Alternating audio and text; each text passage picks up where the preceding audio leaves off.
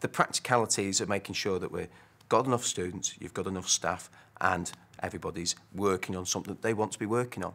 And that's staff as much as students. We've got a really tight sort of community of teachers together, that we make time for planning, that we sit down together and we talk about things together.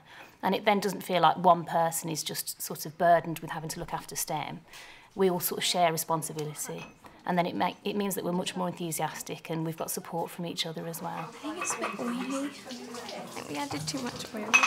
Most of the STEM club days, I do go and attend the club because we're still in the very early stages. So I like to go down and just sort of oversee it, make sure that everybody knows exactly what's happening until every member of staff has done it once themselves. And once they've all done it once themselves, that'll be much easier for me then to step back because everyone will know exactly what's happening.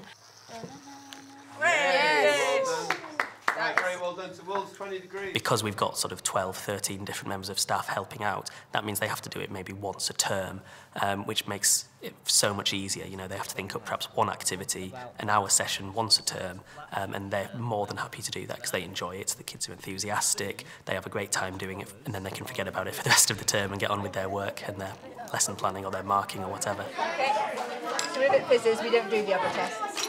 Valerie, our technician, really makes the club as successful as it is, because without her, we wouldn't be able to do sort of half the things that we do. I enjoy being more involved with the students. As a technician, it's often very much behind the scenes.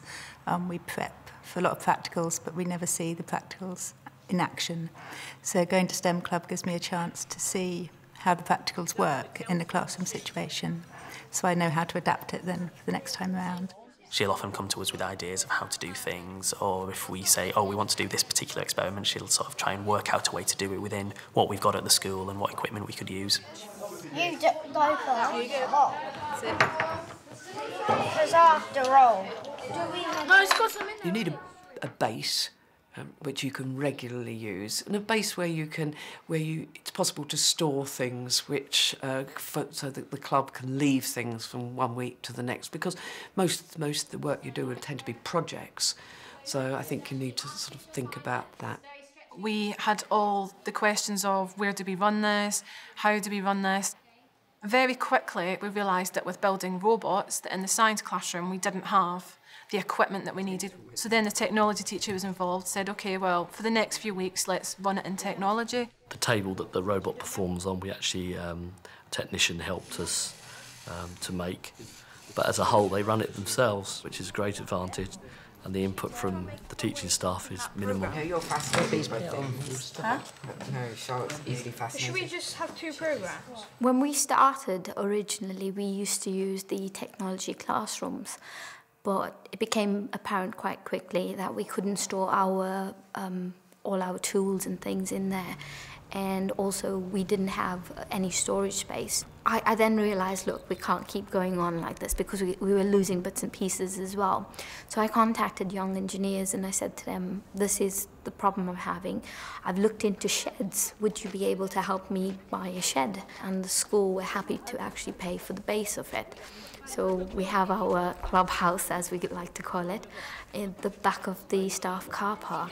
I need 4 boys. The most effective clubs are the ones that are taking the wider school context into account to make sure that it really fits with all the other interests that those students might have. Considerations would be when, for example, they might have a laboratory free, also fitting in things like football club or netball club or something, and fitting around that, because they're clearly very important clubs for the school as well. We couldn't run it at lunchtime because our lunch times have been shortened to 40 minutes, and that's just not enough time for the students to get fed and come in and do something meaningful. So by doing it after school, they can come after school, we spend about an hour, which, you know, even now at this time of year, make sure they get home before it's too dark, and they get plenty done in an hour. Although the interesting thing is we usually have to kick them out the door. They don't want to go. Stop. Oh, Tom! At the end of a long day, sometimes you can think, oh, I've got STEM club to do, oh. And then you go and you realise, you know, how fantastic it is. It's real good fun and it's a highlight of the week, really.